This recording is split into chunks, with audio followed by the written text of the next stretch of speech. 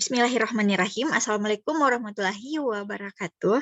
Baik, adik-adik, kita bertemu kembali di perkuliahan statistik ekonomi, di mana pada hari ini kita akan membahas materi kedua terkait teknik pengambilan dan penentuan sampel. Bersama saya, Andi Nurhama Ghaffar, mari kita mulai membahas materi ini. Sebelum kita membahas teknik pengambilan dan penentuan sampel, saya ingin mengulang sedikit materi kita minggu lalu terkait apa itu statistik. Jadi, statistik adalah sekumpulan cara dan aturan tentang pengumpulan, pengolahan, analisis, serta penafsiran data yang terdiri dari angka-angka. Jadi, statistik itu adalah, bisa dikatakan statistik itu adalah proses pengumpulan datanya, pengolahan datanya, analisis datanya, dan isi dari data tersebut yang berupa angka-angka atau kuantitatif. Selanjutnya, statistik pada dasarnya adalah data-data yang dihasilkan dari pengolahan yang dipelajari di statistika. Oke, sekarang kita sudah mulai mengenal lagi istilah statistika. Di mana statistika itu adalah ilmunya, sedangkan statistik adalah datanya. Jadi kalau tadi saya mengatakan statistik itu adalah angka-angka yang berupa data yang berupa angka-angka, termasuk juga dengan proses pengolahannya, pengumpulannya, dan analisisnya. Lain halnya dengan statistika. Jadi kalau kita mendengar istilah statistika, itu adalah ilmu yang mempelajari tentang statistik itu sendiri. Jadi adik-adik bisa membedakan ya, apa itu statistik dan apa statistika. Saya ulang sekali lagi, statistika adalah ilmu dari statistik. Selanjutnya kita membahas masalah, kita uraikan dulu pengertian dari hipotesis. Mungkin sudah tidak asing lagi di telinga adik-adik mendengar kata hipotesis.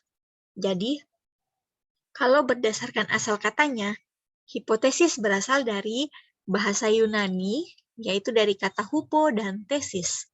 Hupo artinya sementara, sedangkan tesis adalah pernyataan atau teori. Sehingga hipotesis bisa disimpulkan adalah suatu pernyataan sementara. Nah, hipotesis ini adalah praduga penelitian terhadap masalah penelitian. Dan hipotesis ini bukanlah kebenaran, jadi ini adalah praduga. Hipotesis ini bisa benar dan bisa juga salah. Hipotesis atau anggapan dasar adalah jawaban sementara terhadap masalah yang masih bersifat praduga karena masih harus dibuktikan kebenarannya.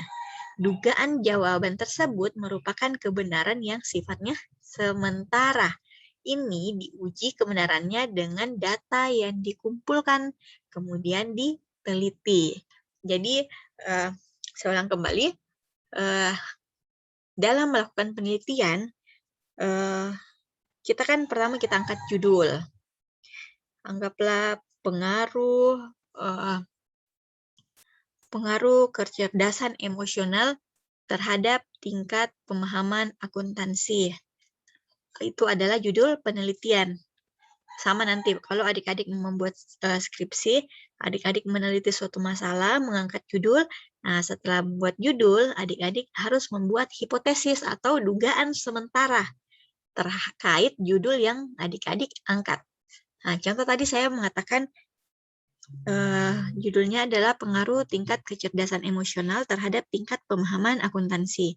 Berarti kita ingin meneliti apakah kecerdasan emosional seseorang berpengaruh terhadap tingkat pemahaman akuntansinya. Dengan adanya judul tersebut, maka si peneliti membuat hipotesis atau dugaan sementara atau kesimpulan sementara terkait penelitiannya. Jadi hipotesisnya bisa berbunyi.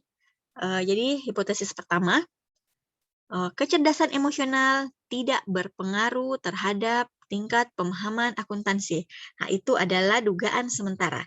Hipotesis kedua, kecerdasan emosional berpengaruh terhadap tingkat pemahaman akuntansi. Jadi kita membuat dua hipotesis, apakah berpengaruh atau tidak berpengaruh. Nah, kedua hipotesis ini, kedua dugaan sementara ini diteliti oleh si peneliti. Jadi dengan adanya judul, kemudian menurunkan hipotesis, kemudian hipotesis ini yang ingin dibuktikan kebenarannya. Nah, dikumpulkanlah data-data, disebarlah kuesioner ke mahasiswa akuntansi, di mana dalam kuesioner tersebut atau pertanyaan tersebut ditanyakan apakah tingkat pemahaman emosionalnya berpengaruh terhadap tingkat pemahaman akuntansinya. Selanjutnya, data yang diperoleh berupa angka itu dari kuesioner dibawa ke dalam bentuk angka, diolahlah, bisa diolah di SPSS atau aplikasi lainnya. Setelah diolah, keluarlah hasilnya. Ternyata nanti setelah melakukan penelitian, misalnya dengan dilakukannya penelitian terhadap mahasiswa akuntansi, ditemukan ternyata tingkat kecerdasan emosional berpengaruh terhadap tingkat pemahaman akuntansi. Nah, kalau seperti itu kesimpulan yang didapat dari penelitian, berarti yang betul tadi adalah hipotesis atau dugaan sementara yang kedua. Jadi itulah hipotesis, dugaan sementara terkait dengan penelitian. Saya harap adik-adik semua mengerti ya. Selanjutnya kita bahas mengenai populasi. Apa itu populasi? Jadi populasi ini adalah jumlah keseluruhan dari satuan-satuan atau individu-individu yang karakteristiknya hendak diteliti. Dan satuan-satuan tersebut dinamakan unit analisis. Dapat berupa orang, institusi, benda, dan seterusnya. Ini pengertian menurut Jarwanto. Nah, ada lagi pengertian populasi menurut ahli yang lainnya. Yang pertama dari Bugin, yang menyatakan kalau populasi adalah keseluruhan dari objek penelitian berupa manusia, hewan, tumbuhan, udara, gejala, nilai, peristiwa, sikap, dan sebagainya. Sehingga objek ini dapat menjadi sumber data penelitian. Ada lagi pendapat dari Nur Salam yang menyebutkan kalau populasi adalah keseluruhan dari variabel yang menyangkut masalah yang diteliti. Terus yang ketiga dari Margono yang menyebutkan kalau populasi adalah keseluruhan data yang menjadi pusat perhatian seorang peneliti dalam ruang lingkup dan waktu yang telah ditentukan. Populasi berkaitan dengan data. Jika seorang manusia memberikan suatu data, maka ukuran atau banyaknya populasi akan sama dengan banyaknya manusia. Jadi, seperti contoh tadi yang saya berikan pertama, terkait penelitian pengaruh kecerdasan emosional terhadap tingkat pemahaman akuntansi, itu populasinya adalah seluruh mahasiswa akuntansi. Jadi, populasi itu adalah subjek atau objek yang diteliti. Nah, kalau judulnya tingkat pemahaman pengaruh kecerdasan emosional terhadap tingkat pemahaman akuntansi mahasiswa IAIN Palopo. Nah, itu berarti populasinya adalah mahasiswa akuntansi di IAIN Palopo. Atau pengaruh kecerdasan emosional terhadap tingkat pemahaman ekonomi syariah pada mahasiswa jurusan ekonomi syariah di IAIN Palopo. Berarti populasinya adalah seluruh mahasiswa ekonomi syariah di IAIN Palopo. Jadi adik-adik sudah tahu ya apa itu populasi. Populasi adalah subjek atau objek dari penelitian tersebut secara keseluruhan. Selanjutnya kita bahas apa itu sampel. Jadi sampel adalah bagian dari populasi yang memiliki sifat-sifat yang sama dari objek yang merupakan sumber data.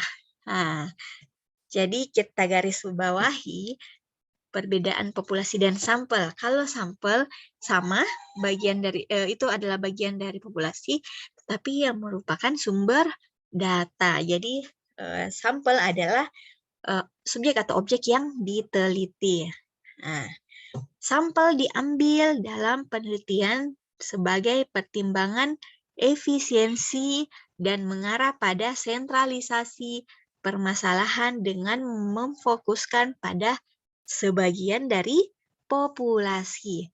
Jadi kalau tadi populasinya adalah seluruh mahasiswa ekonomi syariah, Nah, kalau misalnya dalam suatu penelitian seluruh mahasiswa ekonomi syariah di IAIN Palopo mau diteliti mulai dari angkatan pertama sampai angkatan terakhir, itu kan sangat banyak orangnya, sangat banyak yang mau teliti.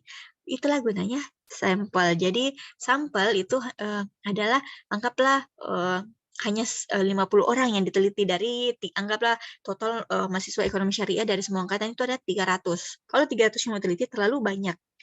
Jadi populasinya 300, tapi dari populasi itu kita pilih sampel, kita ambil 50 orang saja yang akan diberi kuesioner. Nah, 50 orang itu adalah sampelnya.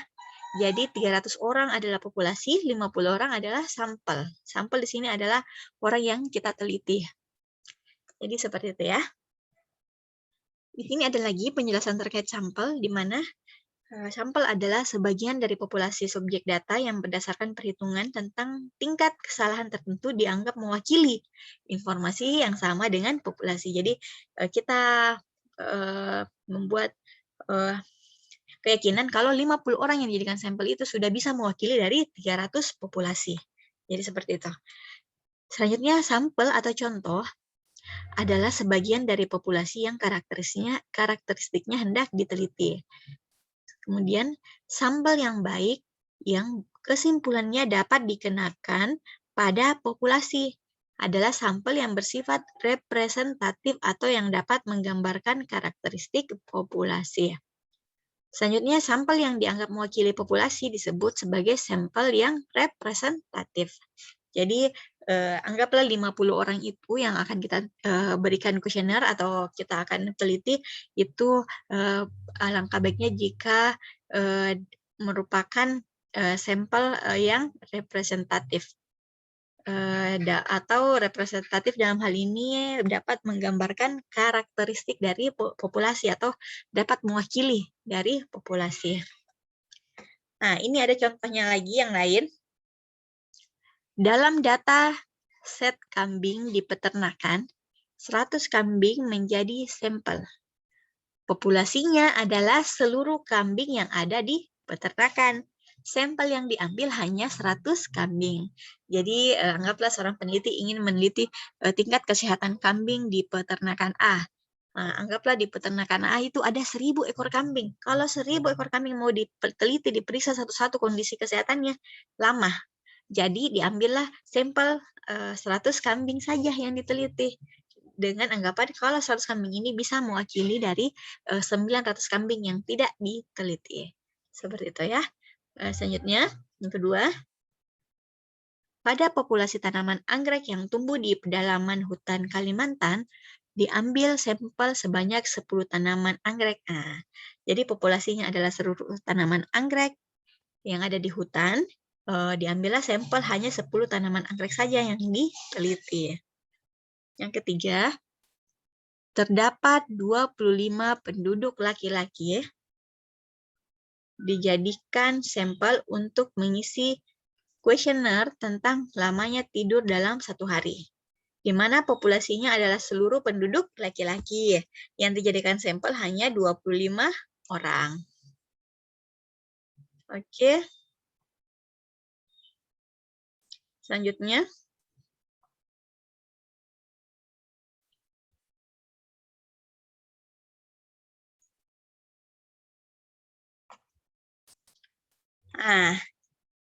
sampel atau sampling. Mengapa harus ada sampel? Kenapa tidak populasi saja yang diteliti? Nah, ini jawabannya. Yang pertama, karena terlalu banyak.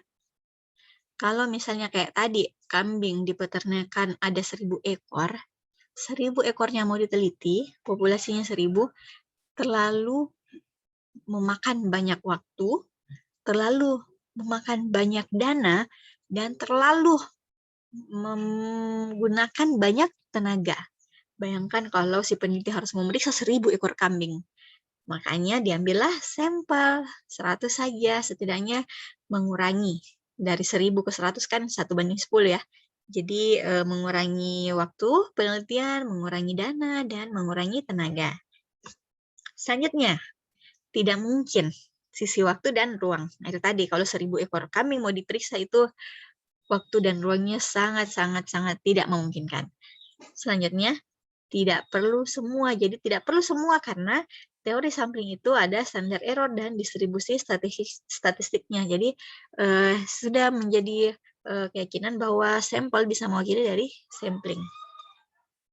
Sampel yang bagaimana yang ideal?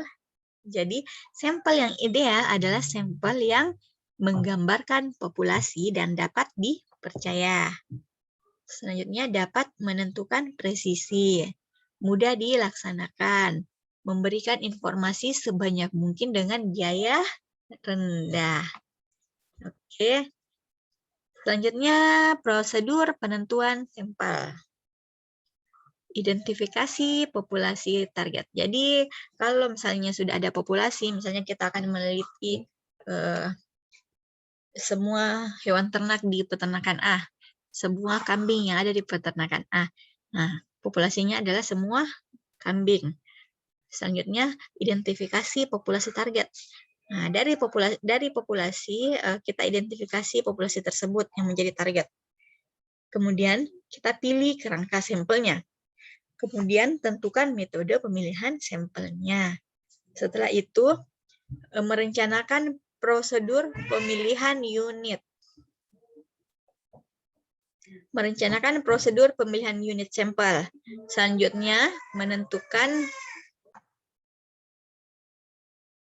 ukuran sampel. Jadi selanjutnya menentukan ukuran sampel dan kemudian menentukan unit sampelnya dan terakhir pelaksanaan kerja lapangannya. Nah, ini ada diagram yang memperlihatkan ini ada grafik yang memperlihatkan hubungan antara ukuran sampel dan tingkat kesalahan. Jadi kita bisa lihat di sini ini adalah tingkat kesalahan dan di sini adalah ukuran sampelnya. Jadi kalau ukuran sampelnya sedikit atau rendah, maka tingkat kesalahannya juga rendah. Nah, sedangkan kalau ukuran sampelnya kita ambil sampelnya tinggi, maka tingkat kesalahan, kalau ukuran sampelnya semakin tinggi, maka tingkat kesalahannya itu semakin rendah. Kalau ukuran sampelnya tinggi, maka tingkat kesalahannya rendah. Jadi sebenarnya semakin banyak sampel yang diteliti, maka tingkat kesalahannya itu semakin rendah. Begitupun sebaliknya. Oke, selanjutnya bagaimana cara menentukan ukuran sampel menurut Gay. Jadi ukuran minimum sampel yang dapat diterima berdasarkan pada desain penelitian yang digunakan, yaitu yang pertama metode deskriptif, minimal 10% dari populasi. Jadi menurut Gay ini, menurut metode deskriptif, minimal 10% dari populasi. Untuk populasi yang relatif kecil, minimal 20%. Jadi contohnya begini. Seperti tadi yang saya katakan, hewan kambing di peternakan A ada 1000 ekor. Menurut Gay, alangkah baiknya kalau untuk menentukan sampel itu minimal 10%. Berarti kalau 10% dari 1000 ekor itu adalah 100 ekor. Jadi minimal yang dijadikan sampel itu adalah 100 ekor.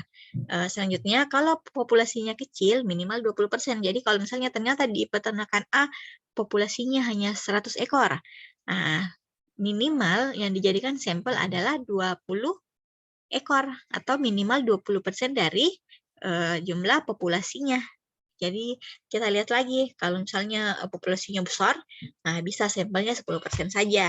Tapi kalau populasinya kecil, nah sampel yang diambil itu bisa minimal 20% dari populasi. Selanjutnya ada metode deskriptif korelasi. Kalau metode ini minimal 30 subjek. Jadi kita tidak melihat lagi berapa populasi, yang jelas minimal 30 subjek yang dijadikan sampel. Nah, selanjutnya ada metode ex post facto. Ini minimal 15 subjek per kelompok. Selanjutnya ada metode eksperimental, minimal 15 subjek per kelompok. Jadi sama ya, metode ex post facto dengan metode eksperimental. Selanjutnya ada beberapa rumus untuk mengetahui berapa sampel yang akan kita ambil. Ada beberapa pendapat. Yang pertama rumus yang dikeluarkan oleh Slovin, di mana dia membuat rumus yaitu N kecil. Dalam hal ini N kecil ini adalah ukuran sampel sama dengan N besar. N besar ini adalah ukuran populasi. Jadi ukuran sampelnya sama dengan populasi dibagi 1 ditambah dengan populasi dikali dengan E ini persen kelonggaran ketidaktelitian karena kesalahan penarikan sampel yang masih dapat ditolerir atau diinginkan. Anggaplah E-nya 5%. Nah, kemudian di pangkat 2. Nah, kalau menggunakan rumus ini, kita masukkan ke contoh soal.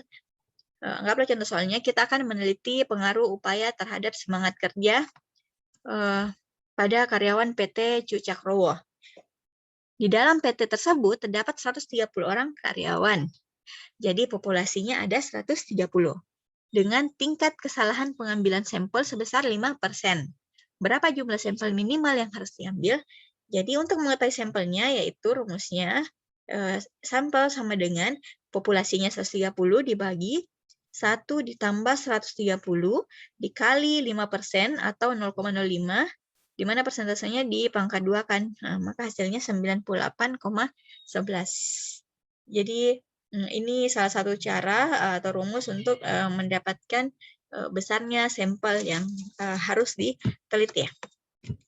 Kemudian ada lagi rumus dari Isaac dan Mikhael, dan ada rumus dari Taro Yamane. Saya rasa ini rumusnya nanti kalian pelajari sendiri ya.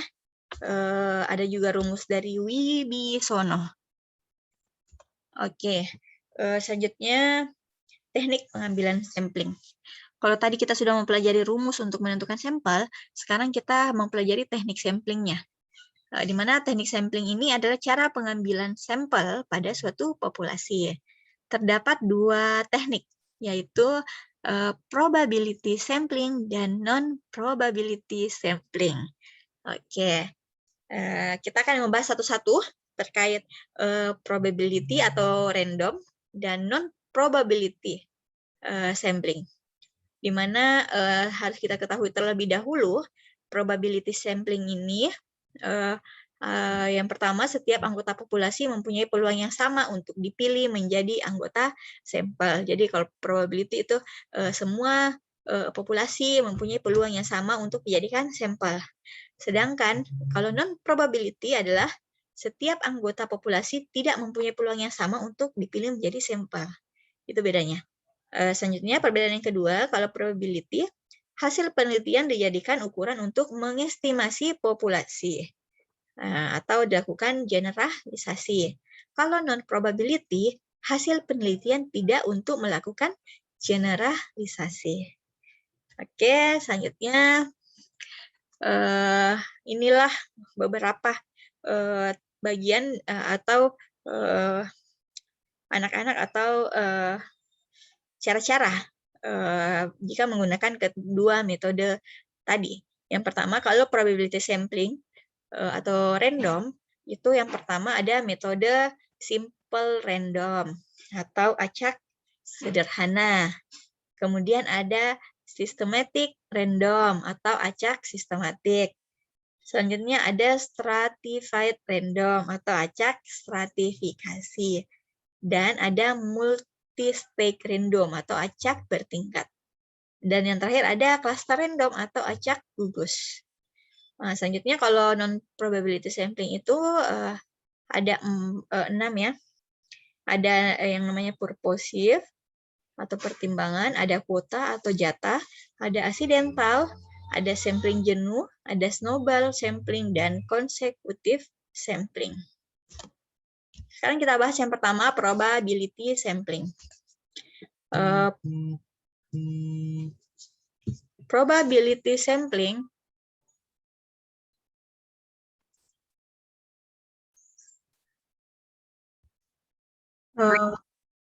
baik, kita bahas yang pertama, simple random sampling, di mana ini digunakan pada keadaan yang pertama, hanya diketahui nama dan identitas populasi. Yang kedua, tidak ditemukan cara lain yang lebih efisien. Persyaratannya, yang pertama harus tersedia kerangka sampelnya. Ini terdiri dari nomor urut, nama, dan alamat. Persyaratan kedua, populasi harus homogen atau hampir homogen. Selanjutnya, tidak terlalu tersebar secara geografis. Jadi, letak antar sampelnya itu berdekatan. Tahapannya yaitu untuk menetapkan populasi, tetapkan populasi, buat kerangka sampelnya, hitung berapa besar sampelnya, kemudian pilih sampel dengan cara diundi, diacak, atau melalui komputer. Jadi ini adalah simple sesuai dengan namanya simple random sampling. Selanjutnya, ya, simple random sampling ini yang pertama adalah undian atau diundi. Ini dengan cara memberikan nomor-nomor pada seluruh anggota populasi. Lalu secara acak dipilih nomor-nomor sesuai dengan banyaknya jumlah sampel yang dibutuhkan dengan cara melakukan lotre atau undian. Jadi anggaplah ada 100 populasi. Kita ingin mengambil 20 sampel. Jadi dari 100 itu kita acak, kita undi yang mana yang jadi sampel. Yang kedua ada tabel acak atau random table. Contohnya seperti ini, ada angka-angka, kemudian dari populasi keseluruhan ini ditentukanlah sampel melalui random atau acak. Yang kedua ada systematic random sampling. Ini digunakan untuk populasi yang besar, populasinya homogen atau hampir homogen. Caranya yang pertama, tetapkan populasinya, buat kerangka sampelnya, hitung berapa besar sampelnya, hitung intervalnya, terus acak sampel pertama dari jumlah K, misalnya S. Tetapkan sampel berikutnya. Jadi ini menggunakan sistematik, jadi lebih tersistematik ya cara penentuan samplingnya. Selanjutnya yang ketiga ada stratified random sampling. Untuk populasi yang heterogen, persyaratannya harus ada kriteria yang jelas untuk dasar stratanya. Selanjutnya harus ada data pendahuluan mengenai kriteria untuk stratifikasinya. Selanjutnya harus diketahui jumlah yang tepat, jumlah elementer pada setiap stratanya. Di sini stratifikasi dilakukan secara subjektif atau judgment oleh peneliti dan objektif dari keterangan statistik. Jadi dilakukan secara subjektif dan objektif. Caranya untuk stratified random sampling ini adalah yang pertama tentukan dulu populasinya, kemudian lakukan stratifikasi, kemudian hitung jumlah sampelnya, lalu ambil sampel secara acak pada setiap strata. Keuntungan dari stratified random sampling ini adalah semua ciri populasi yang heterogen dapat terwakili. Selanjutnya, dapat membuat perbandingan dan mencari hubungan antar strata. Jadi, kalau untuk stratified random sampling, contohnya seperti ini adik-adik. Anggaplah tadi kita ingin meneliti pengaruh kecerdasan emosional terhadap tingkat pemahaman ekonomi mahasiswa ekonomi syariah di Yayan Palopo. Berarti populasinya kan seluruh mahasiswa ekonomi syariah di Yayan Palopo itu kan ada ratusan ya, anggaplah ada 300. Untuk menentukan sampel, dilakukanlah strata, atau anggaplah kita mengidentifikasi menurut semester. Jadi, anggaplah di semester 1, mahasiswa semester 1 kita ambil 10 orang, mahasiswa untuk strata semester 2 kita ambil 10, mahasiswa semester 3 kita ambil 10. Jadi, kita tidak ratakan ambil saja 50, terserah mau dari semester 5 semua atau tidak. Tidak seperti itu kalau stratified. Kalau stratified itu kita ambil per stratanya, kita ambil 10 orang untuk mewakili. Secara otomatis nanti hasil penelitiannya bisa mewakili semua strata karena kita ambil dari strata awal sampai semester awal atau sampai semester akhir. Jadi seperti itu ya stratified random sampling. Ini ada contoh stratified random sampling. Anggaplah populasinya ada 900 orang dibagi 3. Ada golongan 2, ada dari golongan 3, dan ada dari golongan 4, masing-masing 300. Nah, dipilihlah dari golongan 2, yang populasinya ada 300, dipilihlah 100 orang untuk dijadikan sampel. Dari golongan 3, dipilihlah 100 orang. Dari golongan 4, 100 orang. Jadi yang menjadi sampel ini. Yang 300, 100, 100 tambah 100. Selanjutnya, stratified random sampling ini ada kalanya populasi yang ada memiliki strata atau tingkatan dan setiap tingkat memiliki karakteristik sendiri. Contohnya ini, ada SD sampai sarjana. Ternyata totalnya 400 orang. Diambillah strata SD-nya itu sekian persen. SMP 31%, SMA 18%, sarjana 12%, total 100%. Jadi sampelnya hanya 50 orang, yaitu 19 orang dari SD, 16 orang dari SMP, 9 orang dari SMA, dan 6 orang dari sarjana atau lulusan sarjana. Jadi dari populasi 400, yang dijadikan sampel hanya 50 orang. Oke, yang keempat ada multi-stage random sampling. Ini dilakukan pada populasi yang amat besar dan homogen. Caranya yang pertama, tentukan populasinya, tentukan tingkatannya, hitung sampelnya berapa yang mau diambil, lalu ambil secara acak sejumlah unsur pada tiap tingkatan, lalu tingkat terakhir ambil sampel secara acak sesuai besar sampel. Jadi kita bisa lihat seperti ini, anggaplah yang dijadikan populasi itu adalah seluruh masyarakat Kabupaten Bulukumba. Nah, di dalam kabupaten itu kan ada beberapa kecamatan. Di dalam kecamatan saja ada beberapa kelurahan. Dalam kelurahan ada beberapa RT. Nah, dari beberapa RT ini, masyarakat dalam satu RT diambil beberapa. Kemudian itulah yang dijadikan sampel. Jadi seperti itu. Selanjutnya, cluster sampling.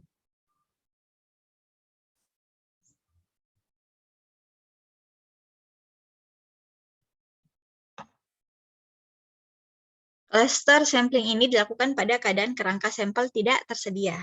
Caranya yang pertama, tentukan populasi. Bagi populasinya berdasarkan gugus, anggaplah sekolah, kelas, kemudian dalam kelas itu dibagi menjadi beberapa kelompok. Selanjutnya, ambil gugus secara acak. Semua unit dalam gugus dijadikan sampel. Keuntungan cluster sampling ini tidak perlu kerangka sampelnya. Tidak perlu ada kerangka sampel. Kerugiannya, sulit dihitung kesalahannya atau standar errornya. Jadi misalnya akan diambil populasi seluruh bidan di kota Bangkinan. Pengambilan sampelnya dengan cara membagi wilayah kota Bangkinan ke dalam 6 wilayah. Kemudian dari masing-masing kecamatan diambil perwakilannya. Jumlah sampel tiap kecamatan diambil secara proporsional. Anggaplah bisa digambarkan di bawah ini. Selanjutnya,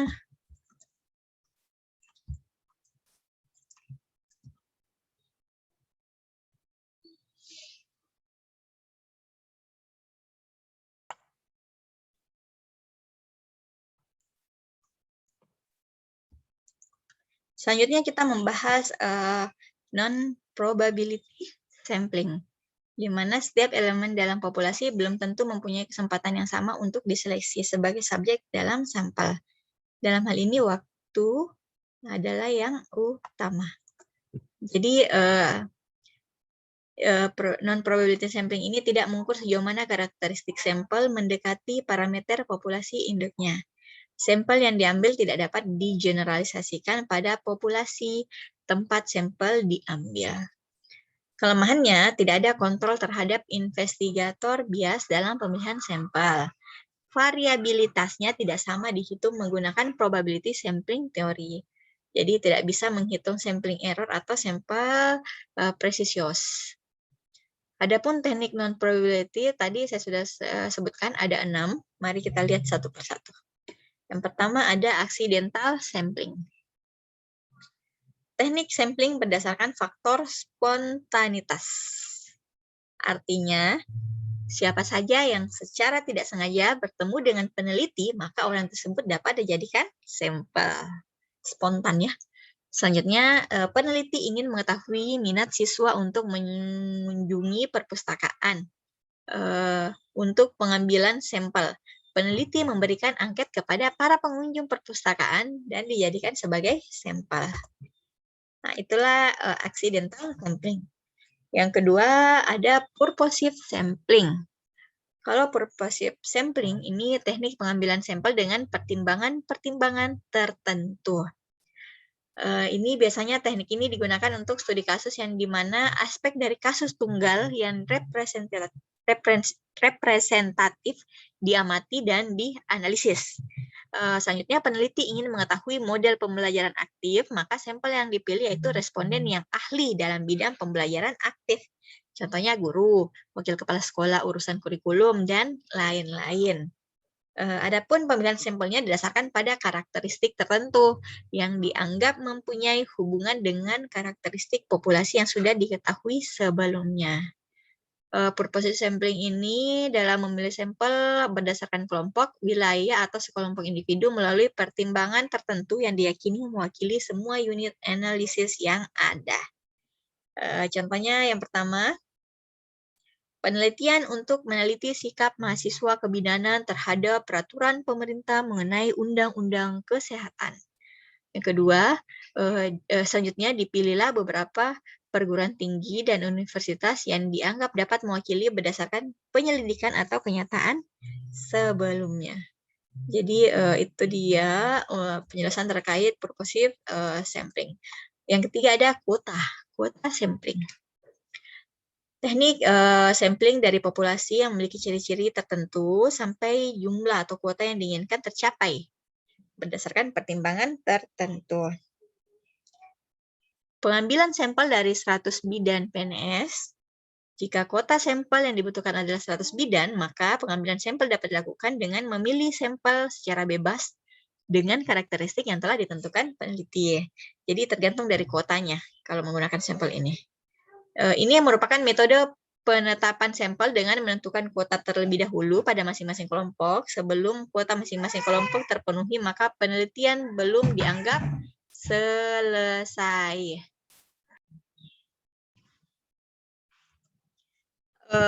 Kalau tadi kita mengambil sampel dari kuotanya, jadi tentukan dulu berapa kuota. Kalau kuotanya 10, berarti kita cari langsung sampelnya 10.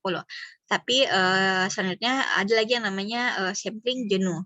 Metode keempat ini, di mana teknik sampling jika semua anggota populasi digunakan sebagai sampel. Lebih dari hal ini dilakukan jika jumlah populasi kurang dari 30. Jadi kalau misalnya populasinya sedikit, anggaplah meneliti karyawan PTA. Ternyata karyawan PTA itu jumlahnya cuma 25 orang. Ini kan kurang dari 30. Maka populasi yang 25 orang itu semua dijadikan sampel. 25 orang populasi, sampelnya juga 25, karena jumlahnya yang sedikit kurang dari 30. Selanjutnya, jika terdapat 28 orang yang terseleksi sebagai peserta pertukaran pelajar ke Swiss, maka dalam hal ini jumlah responden kurang dari 30 sehingga semua populasi dapat jadikan sampel. Jadi sama dengan contoh yang tadi saya sebutkan ya, itulah sampling jenuh. Ada lagi snowball sampling. Teknik ini yang semula berjumlah sedikit, kemudian anggota sampel atau responden menunjuk temannya untuk menjadi sampel sehingga jumlahnya akan semakin banyak. Jadi kalau snowball sampling ini digunakan pada saat sampel penelitiannya cuma sedikit, maka orang yang dijadikan sampel bisa menunjuk lagi temannya yang berkompeten untuk diteliti juga. Jadi bisa seperti ini, si A menunjuk temannya si B dan si C, si B lagi menunjuk temannya, si D lagi menunjuk temannya, si E menunjuk. Jadi pada akhirnya sampelnya menjadi banyak. Selanjutnya ada consecutive sampling. Ini adalah cara pengambilan sampel yang dilakukan dengan memilih sampel yang memenuhi kriteria penelitian sampai kurun waktu tertentu sampai jumlah sampel terpenuhi. Jadi ini pengambilan sampelnya yang pertama dilakukan yaitu memilih dulu sampel yang memenuhi kriteria. Kemudian dilihat dari waktunya, jadi sampai kurun waktu tertentu sampai sampelnya terpenuhi. Itulah consecutive sampling. Baik adik-adik, itulah penjelasan saya terkait metode atau teknik penentuan sampel. Saya rasa sekian dulu untuk materi kita pada hari ini. Semoga apa yang saya sampaikan hari ini bernilai manfaat untuk kita semua. Jadi setidaknya adik-adik harus mengetahui atau, memahami apa itu statistik, apa itu statistika, apa itu populasi, apa itu hipotesis, dan apa itu sampel. Serta, saya harap adik-adik sudah mengetahui, metode dan teknik pengambilan sampel. Adapun untuk tugasnya, minggu ini saya memberikan tugas sama dengan minggu lalu, di mana, saya ingin adik-adik membuat resume terkait materi ini, ditulis tangan, jangan diketik, tulis tangan, kemudian, jumlah halamannya minimal 2 halaman, dan di-upload di Google Classroom. Nanti saya akan buatkan room untuk mengupload tugasnya. Baik, adik-adik sekali lagi saya harap, semoga apa yang saya sampaikan bisa bernilai manfaat untuk kita semua. Saya akhiri perkuliahan hari ini dengan ucapan, wabillahi taufiq wal hidayah. Wassalamualaikum warahmatullahi wabarakatuh.